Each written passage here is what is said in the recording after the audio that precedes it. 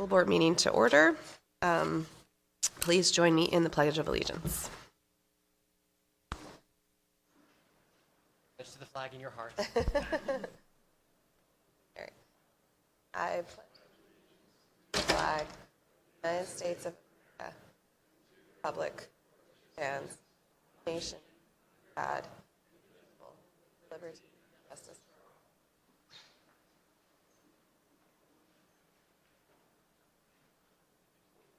All right. Public comment will occur during the meeting's public comment portion. I have to apologize for my voice, everyone. I have bronchitis, I think. You can raise your hand remotely or in person. Once acknowledged, please state your name and ward to include in the minutes. Please limit your time to 3 minutes. Public comment is governed by policy BEDH. Are there any additions or deletions to the agenda? There's not. Okay. We will be changing the order of the minutes. We're going to move, where is it? We're going to have the presentation by the DE, I always get her name wrong, by discussion and action on the teacher evaluation tool by Karen Dubois just after the consent agenda, and then we'll have the presentation by the Take Flight program directly after that. So we can get everyone out of here on time. All right, let's see. Is there any public comment in the room? There's none. Is there any public comment online? There's no public comment online. Okay, great. Is there any correspondence? I believe there's none. None. Thank you. Student report. I skipped right over you. Nora. Hello. Is it on? I don't know. If not, that mic is on. Why don't you use this one for a second? Sit Hello. down. So spring grants are up and running. Student council got them out this past week, and it looks like it's going to be another successful round with clubs and ELOs. The Positive Tracks nonprofit organization met with student council today to discuss awareness events we could run in the future for LHS.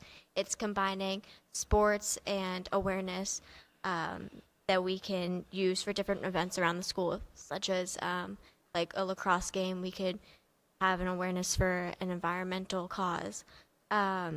Unified season came to an end before break. We unfortunately only had one home game, but we're looking into doing more games during academic block for next year. We had an amazing outcome for our one academic block game, and we had so many students, student and staff support, and it was amazing. So we hope to do that next year. The Student Council PR team is creating fun engagement content for LHS currently. We have been publicizing the spring grant opportunity for clubs and ELOs. We're making fun reels to show an inside look of what it's like to be an LHS student, such as going around and asking seniors what advice they'd give to the underclassmen. And we also started a new media section called Opportunities Around the School, which enables students to see the different opportunities that teachers have for them that they might not see normally if they skip over emails or don't look closely in the weekly, things like that. So it's going to be posted on social media or on our Instagram account, so it's more engaging for the students. Thank you. Does anybody have any questions for Nora? No, but I've been following some of the athletic teams. So girls basketball team is doing amazing this year. Our girls hockey team, which only has like 9 players, is doing exceptionally well. And Annie Hanna just represented the U.S. and a U.S. national event. So cool things happening in girls sports. Oh, yeah, we are doing amazing this year. I'm so proud of everyone. We're working so hard. So. Great. And I want to thank you all for the Instagram posts, because often if I can't find any information anywhere, I can find it on the Instagram post. So that is really helpful to me. Yeah. So I'm happy about that. Thank you very much. Yep, thank you. Okay, so we will do the consent agenda. I need a motion to approve the minutes from the public hearing. Make a motion to approve the minutes from the public hearing on February 12th, 2025. Okay, motion from MJ. Can I get a second from Mary? Are there any corrections or additions or anything? Okay. All those in favor of accepting those minutes? Great, thank you. And I'll make a motion to approve the Lebanon School Board minutes from February 12th, 2025. okay, a motion from MJ, a second from Mary. Are there any corrections? John? 11B. I'm honored, but I believe that's Richard instead of John under the policy. Yes, something. And then I had, under 9B, at the bottom of page 4, the last paragraph, it says, MJ referenced the handbook and stated on page 8, it states it will be in the newspaper. Instead of it should say the board agenda is in the newspaper. Any other corrections? All right, all those in favor of accepting them as amended? Thank you. And last but not least, Make a motion to approve the non-public meeting minutes from February 12th, 2025. a motion by MJ. Can I get a second? Second by Mary. Any corrections to these? No? All right. All those in favor? Great, thank you. All right, so that brings us to discussion and action on the teacher evaluation tool with Karen Dubois.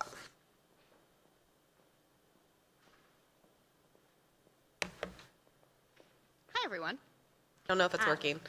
Might want to go to the table instead. Yes, yes. You can sit down instead. And I've never used one of these. Do I have to push the thing? Oh, the red light means. But you do pull it down. You can move it towards you. Look at that. Short. Let's try this again. Hi, everyone. I'm Karen Dubois, District Director of all sorts of things, including educator effectiveness. So we are here to just briefly look for approval for a shift in our educator effectiveness system. You have materials in your packet here, and I'm not going to read through these. I'll just quickly note the highlights of what we are proposing, because this has already been approved by the Education Committee back in the fall, the SAU leadership team, and the LEA leadership. In summary, an educator effectiveness system has 3 main components: practice standards, which outline the characteristics of effective teaching, processes and procedures that allow our administrators and educators to implement those practices and evaluate them, and a digital management tool that we use to sort of hold all of that information. We are proposing to shift our practice standards from the Marzano framework to the Danielson framework for teaching, and to make a parallel shift in our digital management tool. Currently, we're using Marzano, which we've been happy with for many years. It is a framework that is tethered to a very dated digital management tool. That digital management tool is problematic for all sorts of reasons. In addition, Marzano has produced an updated version of its criteria, which would cost us quite a lot of money to purchase at this point. That prompted us to look for a similar product. Danielson is the most widely used educator effectiveness framework in the country, very well researched, and many of our educators are already familiar with it. And indeed, it did enjoy some use in the district a number of years ago, as I understand it. As you can see from the colorful 4-box graphic, the 2 frameworks have a lot of similarities. They group the characteristics of effective educators into 4 domains. Those domains share similarities. So in all, we don't think this will be a heavy lift for our educators to shift. It's a coaching model and growth-focused mindset approach, which we already have in place in the district. Additional benefits include the Danielson framework. We've worked to customize it so that it's a framework that can be used effectively by a variety of different roles within the district, including, we hope, paraeducators, so that both of our teachers and our paraeducators, school nurses, school counselors, will all have a framework that's tailored to their specific role within the district. And we hope the digital management tool vector, which is already in use for some of our trainings in the district, will be just a better tool for us to use. Results in about a $2,900 cost savings overall annually. Great. Do we have any questions for Karen? Can you speak briefly on sort of how a system like this sort of ties directly to student success, student achievement? Absolutely. So part of our cycle of professional growth will involve, and does currently involve, an annual process in which educators engage in self-assessment, and then on the basis of that self-assessment, set both a 3-year goal and an annual goal. And the administrators then can use that goal as a starting point for conversations with educators around efficacy. The framework and its many criteria sort of is positioned as a neutral third party, if you will, in a coaching conversation between an administrator and a teacher, in which the teacher can say, I think I need to improve in this area. And the administrator can say, yes, and I think you can absolutely try to grow in that area, but I also would like you to work on this other area. And another asset of the Danielson framework and this tech tool is that there's an easier way to attach evidence, both for the teacher and for the administrator. So for example, a teacher might say, here's evidence of really meaningful project-based learning with a picture of some projects or a video of students presenting their learning. The administrator might come to a teacher and say, here's some evidence that you don't seem to have planned effectively for some of your lessons. And you can actually attach that evidence within the system and have a meaningful conversation on the basis of that evidence. So there's opportunities to tie evidence directly to student outcomes as the evidence of teacher efficacy. Are there any other questions? So we, board, as per policy, does need to approve this as a whole board. So you have to. I move that per policy GCO, the board approve new teacher evaluation toolkit. Teacher effectiveness framework, is that what we want to call it? Oh, sorry, effectiveness framework. Okay, great. Can I get a second? Thank you. Mary. Okay, any additional information? No? Okay, all those in favor? Great, thank you. All right, that brings us to, thank you, Karen. That brings us to take flight. You're on.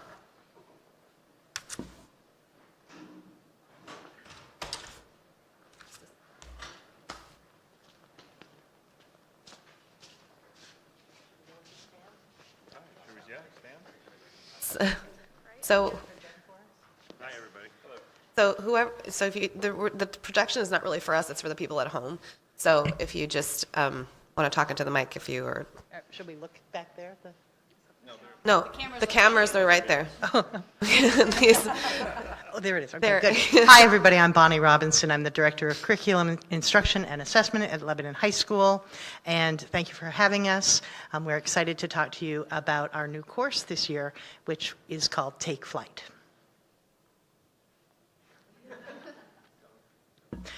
This is an example of project-based learning. I was fortunate to be part of the team that went out to Napa last June, and we studied what project-based learning really is, and all of these elements are just integrated completely into the Take Flight process. When we gave this presentation to the school district staff, back in maybe November, we talked a great deal about project-based learning. We're cutting back on it tonight, so you can just see our progress between the beginning of the year and now, which is substantial, and hear from the kids about the experience. But if there are any further questions about project-based learning, it's a highly motivational strategy, really just the best instruction that there you can find. So we're excited about project-based learning.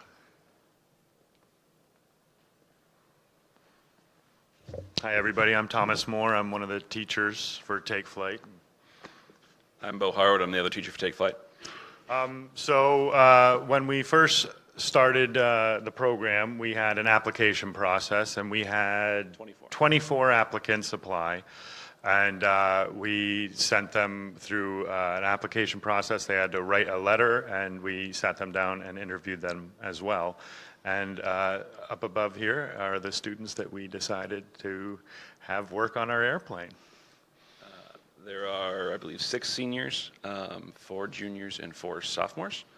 Yes, that math checks out. And so the 6 seniors will obviously not be able to continue next year, but I believe 7 of the 8 non-seniors will be able to continue next year.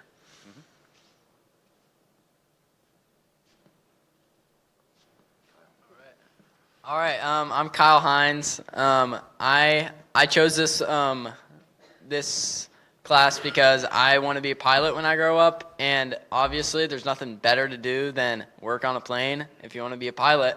So really a crazy experience that I got here, and obviously this is a life-changing experience to experience as a student, to experience it with your friends, and experience it with great teachers, great support.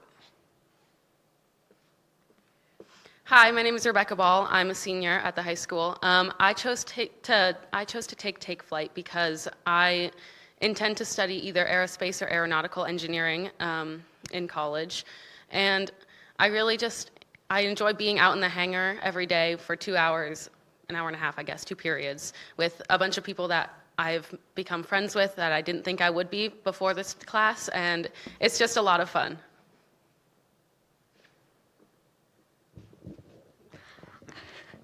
Hi, I'm Shaya. I decided to take this class because I've always been really interested in engineering and aviation, and I love doing hands-on stuff. I love hands-on learning, and it seemed like a really good decision. And you're a sophomore. Yes.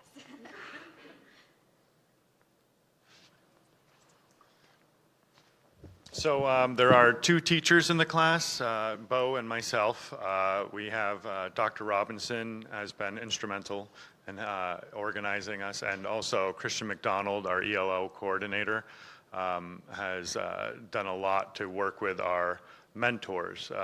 Bo, do you want to talk about the mentors? Sure. Or, yeah. So we have about 40 community members who come in, about 4 every day, and they help work with the students. It's normally around 4 students per mentor. Some of these people are currently building the same plane we are. Some of them have never touched an airplane before. It's sort of, some of them are engineers who used to work at Boeing. There's a lot of experience, but more than that, a lot of enthusiasm on the part of those mentors to help these kids, and they love it, and they talk to anyone they know about it.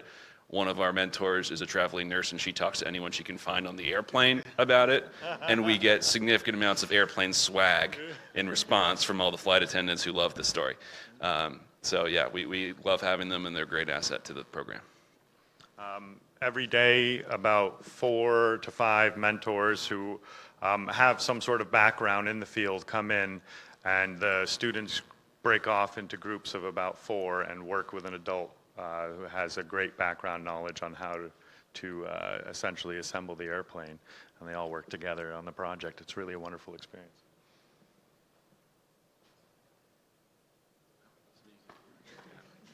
Okay, so the program is a combination of several organizations.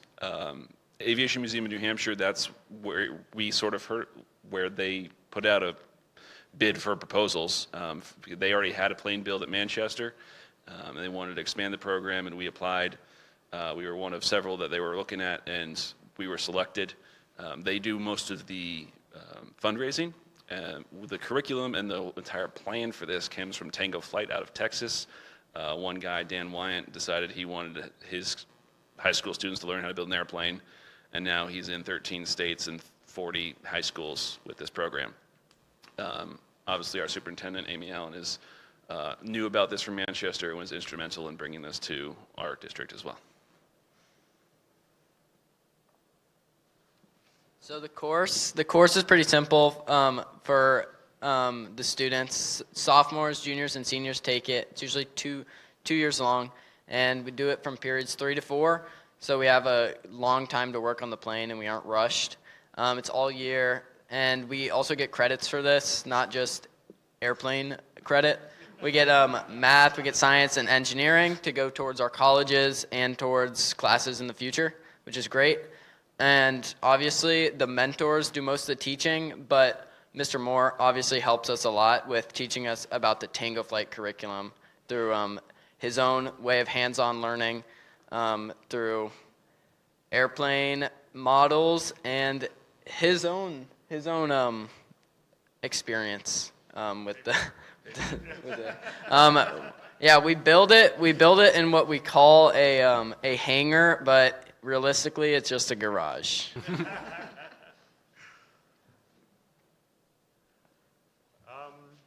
So yeah, I could tell you a little bit about the hangar. It was a 3-bay garage that the maintenance department was using. Over the summer, the maintenance was kind enough to clean it out and give it a paint job and a little bit of a makeover.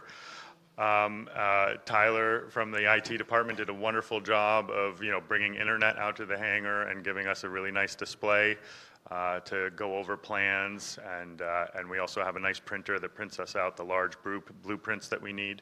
And then my woodworking class made these large benches that went in the shop that are adjustable, and we can move them around, and they're really, great asset. Sorry, I kind of did that one for you, but yeah, okay.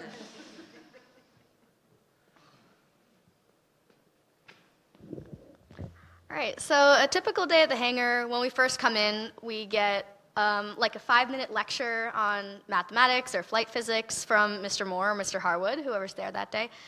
And then we go straight into sort of loose, predetermined groups. Every group is working on a different part of the plane, and we use those blueprints that you can see up there. It's like a really complicated Lego set. All the parts are pre-built, and we're just looking at the directions to try and figure it out with the mentors and our peers. There's a lot of teamwork, a lot of figuring stuff out, problem solving. Yeah, that's it. Great job. So every day when we go out to the hangar, we do what Mr. Moore calls quick 5-second lectures. They're more like 5 minutes. I don't know if he knows how to tell time very well. But these 5-second lectures consist of him telling us about the physics of aviation and how planes fly. He very often says, I don't really know if this is right, so if any mentors have anything to add, please jump in.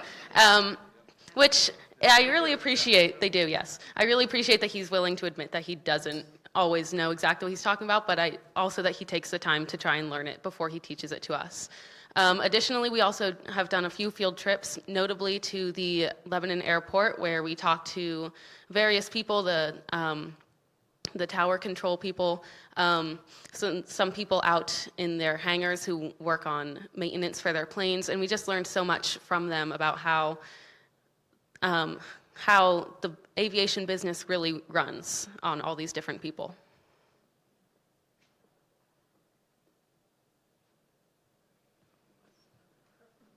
All right, so we face a lot of surprises and a lot of challenges while we work. For example, there's a lot more to building a plane than you might think. When we first jumped into this, it was very simple.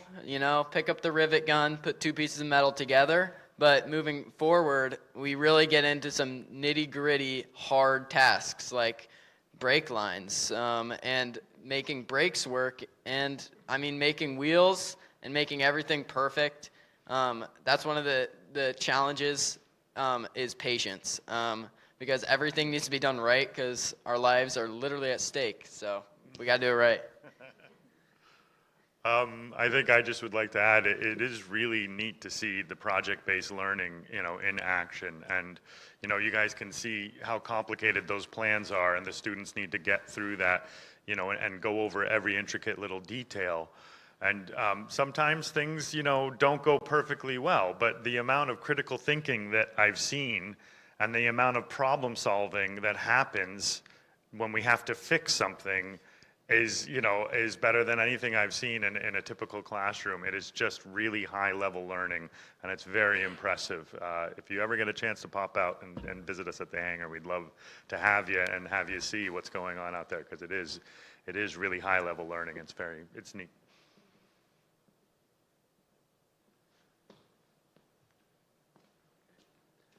I talked about this a little already. The founder of Tango Flight, Dan Wyatt, he visited last year after we learned we got the program, and he's going to return in March to see how far we've come. We're the 38th country in the 38th school in the country to do this, and this is 50,000 pieces, which we had to get off a truck, which was interesting in and of itself, and not to mention having to put it together. We are about, let's say, about 50% done right now. And then I think we'll talk about this a little bit later. Dan also came up to run a workshop for all the mentors, because even if they're into engineering or they know fiberglass or know how to run brake lines, they may not know how to build this particular plane. So we had a mentor workshop in late August to get them all up to speed.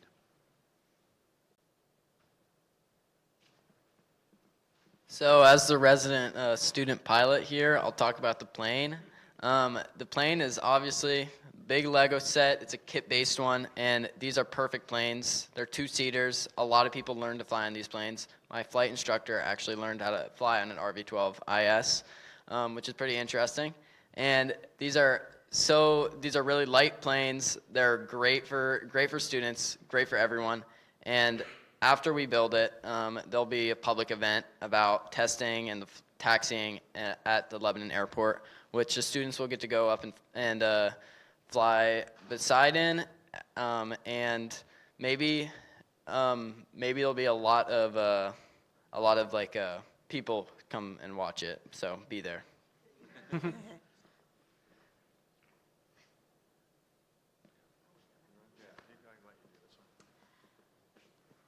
Okay, so the Aviation Museum, we're within reach of that $310,000 that they're raising for us right now. Amy and Christian and I met with them today, and it looks like everything is in place. When the plane is completed, we will sell it, and that will be and use the proceeds for the next plane, for the next group of students. So it will be self-sustaining moving forward, other than regular maintenance things. And every now and then, we need to reorder a part because somebody moves too fast or we didn't read the blueprint correctly. And the Aviation Museum will continue to fund us for those needs each year. And as we've said, we have the volunteer hours are just invaluable.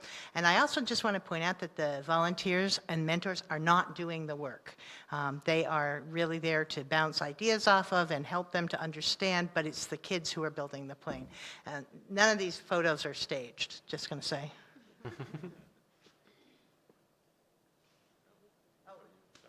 Okay, sorry. So this was, as of August 1st, it was at $243,000. You know, we've had great support from the Upper Valley. You see the various groups up there that are recognizable. We presented to the Lebanon Rotary Club last spring, and they came forward. We are on the verge of getting a really nice donation from Timken, the Byrne Foundation, Cape Air, some individuals. It's really been remarkable. The community support. It really feels like this is a community project.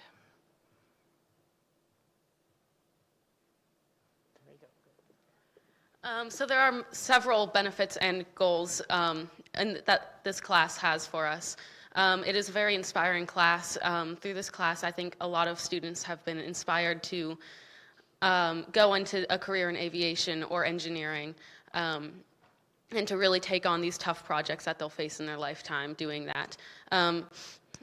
We also get a chance to work alongside several mentors, which we've mentioned, but they all have different careers in aviation, engineering, nursing, as we've mentioned, and it's really it's great to hear their stories and to hear them talk about their careers and what they do, and to get their wisdom and hear from them in that way. And it's just an amazingly supportive group of students, of mentors, of teachers, and I don't think without all of us working together, I would be enjoying it as much as I was. I think we've done this very well, and I'm really learning to love engineering even more than I did when I started this program.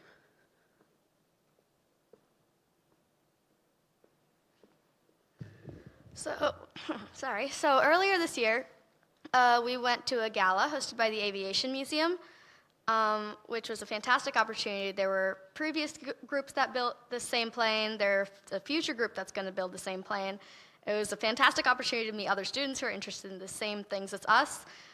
We met a lot of people who are important in the aviation community, which is fantastic. We could learn about like different careers you could go into, what you could do with this knowledge we have from building the plane.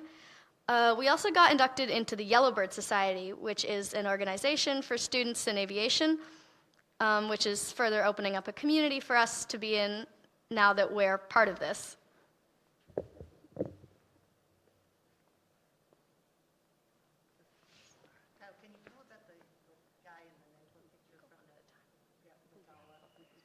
Yeah. All right. So in the hangar, every group usually has a mentor or two with them, and they are obviously guiding us through our process. One of them, Andy Gelston, for example, he registers airplanes, and he knows what he's talking about, so we can always trust him. One of them, Dave Robinson, who I think she wants me to talk about. Great guy. Remember the... Oh, the veteran. Oh, okay. Yeah, there's a third one too, who is at the gala, who is a war veteran. What was his name again? World War II. It was Berlin Airlift. Oh yeah, a Berlin Airlift veteran who was really kind soul. He set us up with a lot of connections to the Aviation Museum at the gala, and obviously he inducted us into the Yellowbird Society, which is a great way for students like us to connect with other students in aviation and talk about our pasts and such. But overall, in the hangar, come help me with the hangar stuff. So, yeah. Out in the hangar, we have to utilize and practice a lot of different skills that we maybe didn't have going into the program. So this is a great program for building those skills. One of them being our critical thinking skills and just reading the instructions, figuring out what they're saying and telling us to do, and then figuring out how to do that. Because a lot of the time it'll say, flare the tubing, and I'll read it and I say, what does flaring mean? So it's a lot of just working between the students and the mentors and thinking about how that's going to go down, and then thinking critically about how to solve problems that we will come across, which we do a lot. So.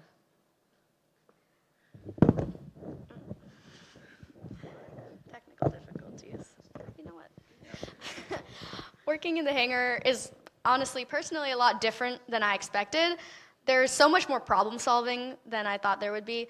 Like, when the instructions say something, you'd expect to read it, and then you figure out how to do it, and you do it. But the figuring out part is so much more difficult than it sounds, because sometimes the tool doesn't fit where it's supposed to go, or the image is wrong, or nobody knows what that is. So there's a lot of problem solving, a lot of teamwork. We built a really close community through this problem solving, because everybody's confused. But we're making a plane, so we're getting somewhere. I'll put this back in there. Okay, that's really sketchy. Okay. So as Bo mentioned earlier, we had Dan Wyatt from Take Flight come up from Texas. Tango Flight, sorry. Yeah, that's what I meant. Tango Flight come up from Texas, and he trained all the mentors who were working on the plane. And during that 2-day training, we built this vertical stabilizer that you can see here. It was really cool. It's not the one that's going to go on our plane, because our students are building our plane. So they built a replica of this. And this one we get to hang up in the shop. So we had the opportunity, we had a guest come in and wrap it up. And they put this vinyl wrapping on it so that we can kind of take it around and show it off a little bit. And it hangs up in our hangar in the middle of everything. And it was a great opportunity just to, educate all of the mentors of how to work with the students, how that they're not the ones building the planes, the students are building the planes, and that, just get everyone on the same page of how we're going to kind of attack this process. Anything else to add to that, Bo? Yeah, all right. So back to PBL, it's more than a dessert. I think oftentimes in education, you learn about a topic of some sort, and at the end of learning about it, then you do a project.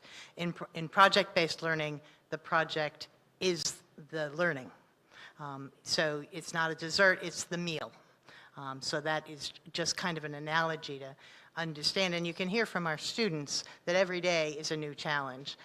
And watching them in their flexible groups, they seem to change daily as they're working on different parts. And I think we have a photo coming up pretty soon of how some of their sub-assemblies are beginning to come together. So we'll take a look at that next one. Oh, not here. We try very hard to make it a public experience. We have various presentations. We are coming up with a presentation to the New Hampshire School Board soon, where we can talk to them about the importance of public education and what's possible when you have determination and community support. We were on WCAX recently. I hope you all see the Take Flight newsletter. If not, let me know and I'll make sure you receive it. So this, I'll let the kids tell you about it, but this is a, yeah, go ahead. All right, so our final thoughts are this experience isn't like any class. It's like it's an experience.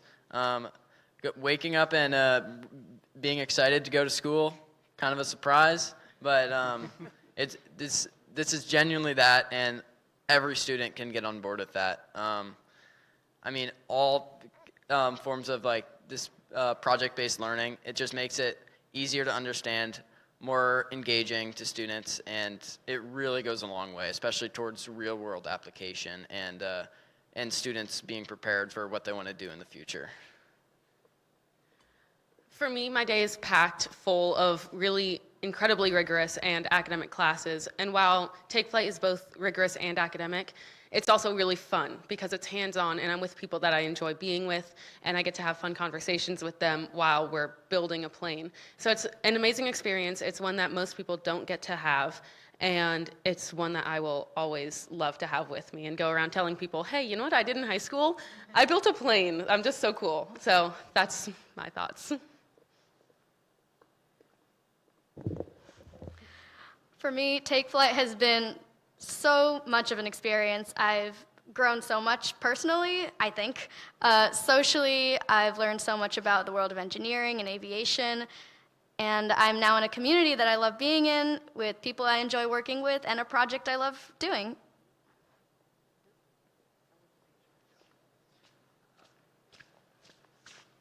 So what that picture actually is, that is the tail cone that is behind where the seats will be. No one's actually going to ever be in there. That's just what connects the rudder and all the control surfaces to the cockpit. I think it can kind of give you a general idea.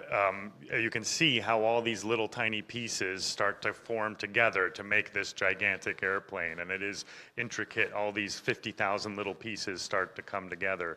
And it is a really neat thing to see. I think it's amazing, you know, even if the students don't go into a field of aviation or something along those lines, the amount of problem solving and critical thinking that they're learning is applicable to all these different aspects of their life. And I think they're really enjoying the process and learning a lot of life skills from the class. I think we have one more slide. Yes, sky's the limit. That's us. As you can see, we have no shortage of personality here. So if you have any questions, I'm sure they're ready to answer them. Anyone want to ask any questions? I have questions. Go ahead. So when you're choosing the group of students, how do you determine who, like, I'm sure you are getting more applications than there are spots.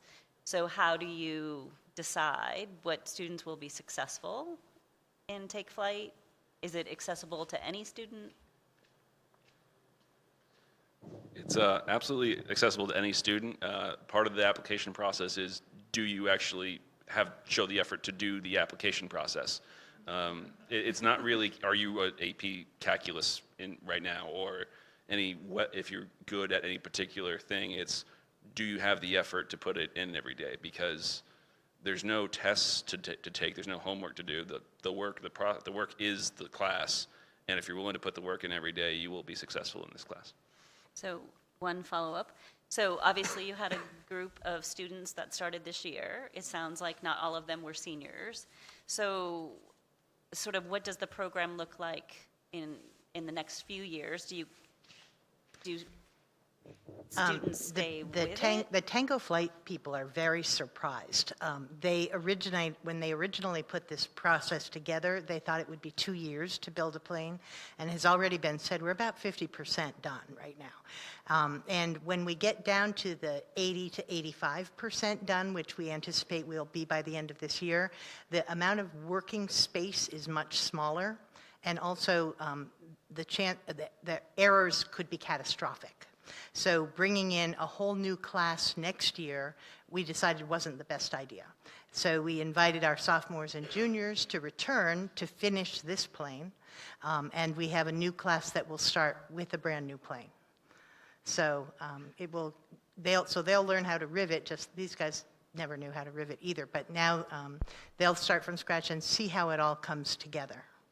So the idea is potentially, unless you're graduating, to be able to follow the build through? Yes. So and you're we'll making a commitment to potentially more than just a year? Potentially. It was all of their choices to return, and we will be inviting our seniors back. I think Kyle wants to fly it. So, Go ahead. So if it was planned for 2 years, it's going to go like a year and a half. Not even probably. So then what will the students do when they finish the plane? I mean, is there a half year The that's- Take Flight 2, where the students are returning, is actually going to be a shortened class. It's not going to be as long as the original, and it's going to have less students. So I think what that's going to do is kind of prolong the process. And so it won't quite be done in that half a year, but we are all developing a lot of different ideas in terms of, how to pad the curriculum and what we're going to be doing with them. But our hope is that by shortening the class and having less students do more intricate work, and then also we were thinking about having them mentor the new students as well, and kind of showing them the ropes and teaching them what to do. So with doing all of those things, we imagine that the next year, finishing this plane will take the entire year. So I'm curious, if there's no tests in the class, what is the grading that you do in the class, and what are they measured on? Are they measured on effort or something else? We decided to make this a pass-fail situation, so we didn't need to worry about honors and weighted grades, and that can negatively affect a student since we have so many weighted classes. If you take one that isn't, it can lower your GPA, and we wanted to avoid all of that. It's really kind of like a family, maybe a little dysfunctional family, but a family out there, and quantifying it, there wasn't an easy way to do it. Sure, we could have done tests, we could have done quizzes, and there are occasional checks for understanding, but having it be pass-fail takes a lot of the anguish out of it and makes it much simpler to just be involved in the process.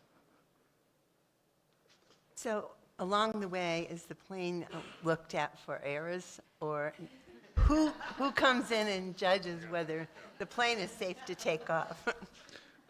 So part of the errors you will eventually come across just in the course of doing more of the plane. You'll realize, oh, this no longer fits. Why? And you go back and you realize what happened. There are scheduled points in the plane build where Tango Flight employs an inspector to come out and make sure, yes, this was done right. Yes, this is the way it was supposed to go. Because I don't think we actually mentioned that they still technically own the plane for insurance reasons and liability.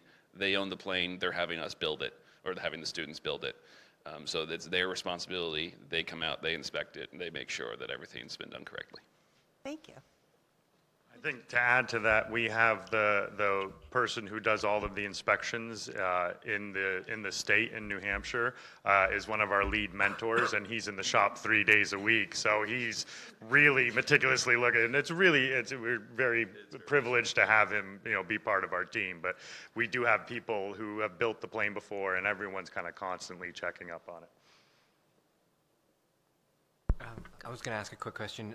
Do you teach presentation skills in this class as well, or are these students naturally this confident and articulate? We've been doing a lot of this lately. Amazing. It's good. Brilliant. I'm bowled over. I will also point out that you saw Tom pick that up pretty easily with one hand. He's not a bodybuilder. It's very light, yeah.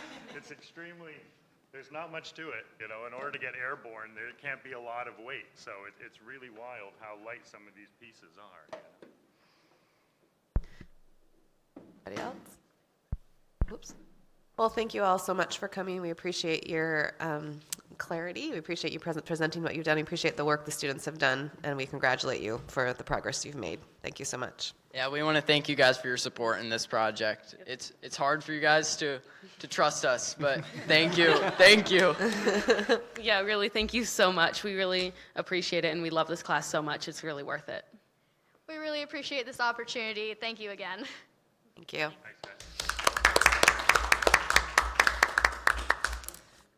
Okay, that brings us to our superintendent's update. No. Not at all. Good evening. Tonight I'm pleased to provide an update on the Lebanon School District's recent activities and achievements. Students and staff had a smooth transition back from vacation, and we are excited to continue the work. Again, I'd like to thank our Take Flight team who came to this presentation and for continuing to speak out in the community for project-based learning and supporting public education. Before the break, a group of students from Fajardo Academy in Puerto Rico visited Lebanon High School as part of the exchange program. We heard from that teacher asking to go next year.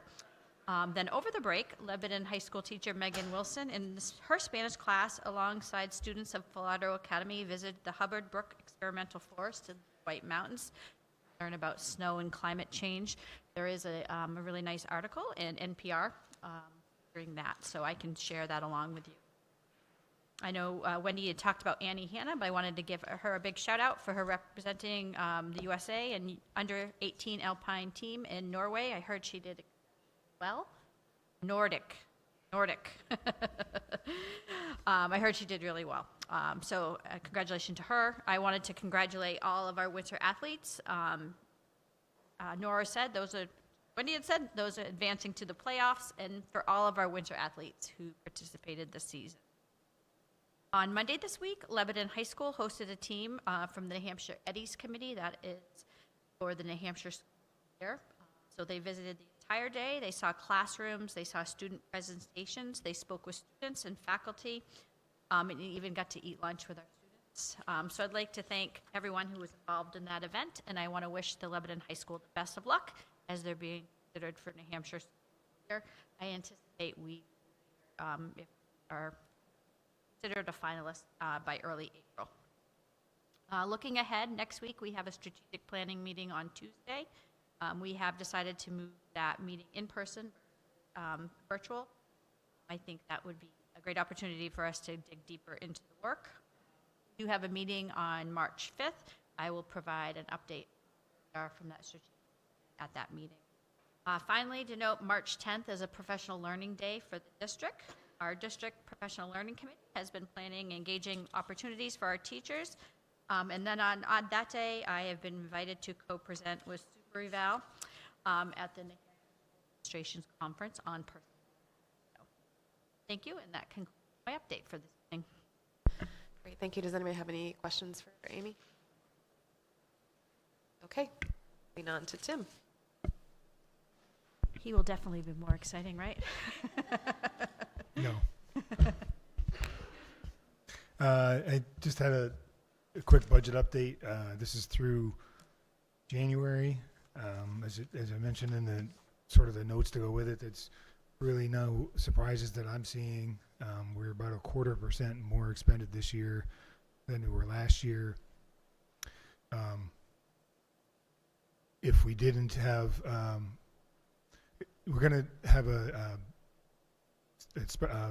public hearing to take money from the Special Education Expendable Trust Fund, probably in April is probably we're going to request it. Without that, I'd be concerned, but the expenses we're looking at are about $190,000. So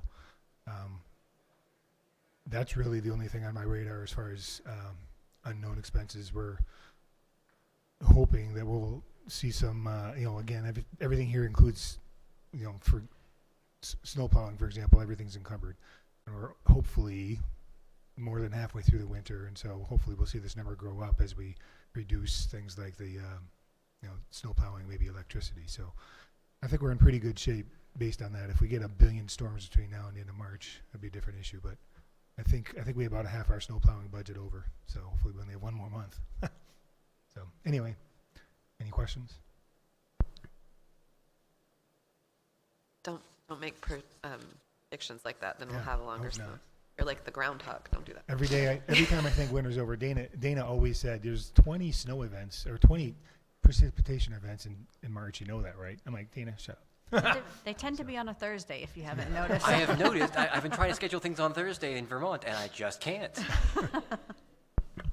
Okay, great. Thank you, Tim. All right. We are going to move on to unfinished business 10A. We're going to table that for now. That's Need a motion. Yeah. sorry. Just want to make a formal Yeah. motion. We're going to make a motion to table. Go ahead. So I'll make a motion to table policy ACAC.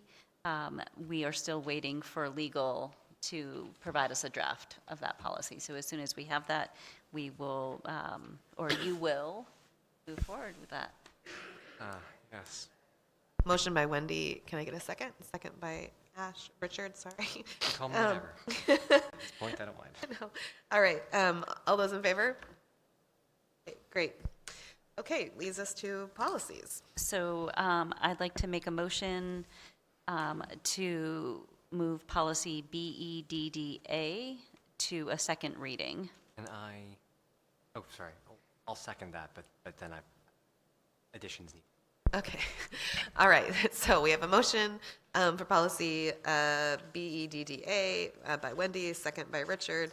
Are there any comments? Yes, Richard. Yeah, so I apologize for this, getting to this point in the process about me noticing it, but it occurred to me when I was looking at majority, the votes required for things to pass, we actually hadn't defined majority in relation to abstentions. So it says abstentions, under 14, it says abstentions are noted and counted, do not affect the outcome of the vote, and this does not, to me, appropriately clarify what happens in the case of an abstention to what counts as a. So in the event of 2 abstentions, does a 4-3 vote pass? Yeah. I mean, I think that. So then a simple majority then of the number the of voting members. party members. Okay, so you want to add that I'm too? going to suggest that we add to 14 after the text that's already there. For the purposes of this policy, majority shall mean more than half of the voting, non-abstaining members. Okay, just email that to Amy and I'll Emma. email that to you. Yes. I can't write that down. Okay, great. Good catch, though. Any other comments on this one? No? Okay. As long as everyone's okay with the table as it's presented now. Oh, yes, I am. Yes, I think it looks much, I think it's clear. yeah. Okay. All right, all those in favor? Great, thank you. All right. I'd like to make a motion to adopt the policies listed under 10C through U.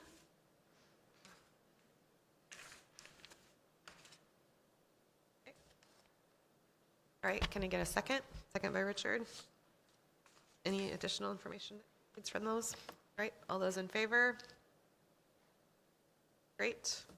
I'd like to make a motion to withdraw the policies listed under 10V through Y. Okay. Motion, a second by Richard. Any additional information? All those in favor? Great. Okay. All right. Thank you. Again, thank you, policy, as always. All right. We've already done our new business. We're back to public comment. Is there any public comment in the room? No. Is there any public comment online? There is no public comment online. Okay, great. Close public comment. Committee updates. Finance and Facilities met on February 10th. We've already talked about that. The next meeting is to be determined. Policy Committee met on February 3rd. We've already talked about that. Next meeting is to be determined. EC, Education Committee, met on January 13th. Our next meeting is, I think now, March 10th, not 3rd. Yeah, March 10th. You have a quorum for that? I'm on the 10th? Yes, that we do. Okay, yeah, I Thank didn't you. see it yet. Thank you. PNN will meet again in the fall, I'm assuming. Student Wellness Advisory Committee met in January. Their next meeting is May 7th at the SAU office. HACTC met in December. Their next meeting is March 12th at HACTC. Area Committee will meet tomorrow night here. The School District City Task Force met in January, and the next meeting is to be determined. And the Housing Task Force met on January 27th. The next meeting is tomorrow as well. No? Okay. When is the next meeting for that one? I think is March 17th. Okay, great. Thank you. And we can up Yes, happened. I would. So there was an update from Resilience Planning and Design, which is the company that the city has contracted through the grant to work on the master chapter housing. They've been touring Lebanon, and they met Amy and a variety of other groups, and still meeting people around town. They're also, or we are working on kind of the marketing of the Housing Task Force. Living in Lebanon seems to be the logo that will be forward. And there's some work around minimum housing standards enforcement. Right now, we don't have any, and things get deferred to the state. So some of the staff are going to be presenting to the city council soon on that. Got it? Thank you. Go ahead. Did you ask John if there was when you and I were having the conversation about the development that's happening up by Sachem, and it wasn't on our radar at all? Oh, And right. so I think you had asked or wondered if there was a planning board member or so, like, so there's a development that's going to be of family housing for Dartmouth College. Up near Sachem Village, yes. So that somehow got completely missed? It's been in the works for a long time, Okay. since before. Their planning permission went through in 2020, I believe. That's why. That's why it would surprise me too, because it predates my time on the planning board, and I was like, I don't remember seeing this, let alone okaying it, but no, it's. So I think Lil's question was only, with things like that that sort of fall off our radar, is there somebody that we can have either through the city school board task force or a housing thing where there's some kind Yeah. of update to help get that back? We were thinking when we were talking at the last city task force meeting, it seems like in a lot of ways the planning board is sort of operating, doing their own thing, and they're letting city council know what's happening, but sometimes city council doesn't have any idea. And so for us to meet with city council is helpful, but if we had a representative perhaps from planning board come to those meetings as a member of that task force, that might be something that we could think about. But we would need to talk to the city and talk to planning board about that, but that was Or if that person is on the housing task force. on the that would also housing work. task force. So Andrew is on the planning board, obviously, our meeting, but I'm not sure our meeting Right. Yeah, so I has think, been approved. I think when our plan in the spring is to meet all of us with all the new city council, and then talk about, and the city manager, and talk about what's happening. And so I think that's one of the things that we'll bring up. Informally, in the meantime, if you have questions, Right. I'm happy to find the right It's person to helpful ask. to have you, but I think it'd be good to formalize that, Yes, because I think it absolutely. helpfully. Thank you for reminding me. Okay, let's see. Future agenda items, board member recommendations or questions? I wanted to let everyone know our enrollment study is back. And invited Cropper, who did the enrollment study, to our next meeting. He will join virtually at 6:05. So I will get you that enrollment study this week. By Thursday, we'll have the agenda. I'm waiting on that policy and hope that we can get it in. If not, you'll get the agenda packet with that. And then I think it's a pretty elaborate report, so I think it's important that you guys be able to ask them questions. Any surprises? There's a little surprises, but not significant surprises. Great. But Thank you. I'll send that along for, really interested.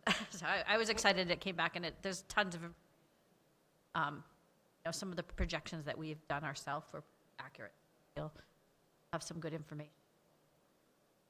That's great. That's another thing we can talk about at the council and us. Absolutely. Their study and our study and how they align. Right. Okay. Any other questions or announcements? Yes. I just wanted to personally thank the 3 board members that are getting off the board because I'm not going to be Oh, here. you're right. That's right. On our next meeting physically, and I'm going to try to join virtually, but I won't be here, so I just wanted to say thank you for your service. Thank you. We're going to clap. We'll clap now, and we'll clap next week. We'll clap Plenty twice. of applause to go around. Lots of applause. All right. Our next school board meeting is March 5th at 6:30 p.m. here at the cafeteria. And I remind everyone about citywide voting. We had the Meet the Candidates night last night, which is great. It was pretty well attended, actually, online and in person, which was great. And The video is on our Facebook page. Oh, great. And the video is on our Facebook page. Hooray, that's my next question. So the voting is on March 11th. We are not going to adjourn because we have to have a non-public. And so I need to have a motion to go into non-public.